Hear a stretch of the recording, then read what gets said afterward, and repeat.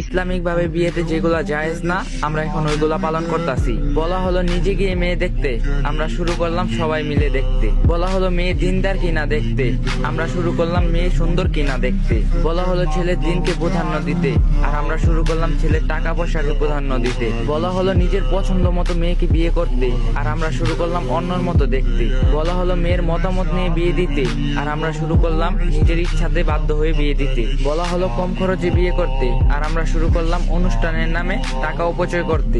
বলা হলো মসজিদে বিয়ে করতে, আর আমরা শুরু করলাম সেন্টারে শুটিং করে বিয়ে করতে। বলা হলো আল্লাহর সন্তুষ্টির জন্য বিয়ে করতে, আর আমরা শুরু করলাম নিজের স্বার্থের জন্য বিয়ে করতে। বলা হলো ছেলের পক্ষে ওয়ালিম করে মানুষকে খাওয়াতে, আর আমরা শুরু করলাম মেয়ের বাবার উপর জুলুম করে খাইতে। বলা হলো স্ত্রীর মহারানা পরিশোধ করতে, আর আমরা শুরু করলাম যৌতুক নিতে। বলা হলো বিয়েকে সহজ করতে, আর আমরা শুরু করলাম কঠিন করতে। বলা হলো নতুন বউকে দেখে দোয়া করতে, আর আমরা শুরু করলাম হাতে টাকা ধরিয়ে দিতে। বলা হলো স্ত্রীকে ভালোবাসতে, আর আমরা শুরু করলাম শালীর সাথে মিশতে। বলা হলো স্ত্রীকে সুন্দর করে কথা বলতে, আর আমরা শুরু করলাম দাসীর মতো আচরণ করতে। আল্লাহ তাআলা আমাদের সবাইকে ফিতনা থেকে হেফাজতে রাখুন, আমাদের সকলকে বুঝার তৌফিক দান করুক, আমিন।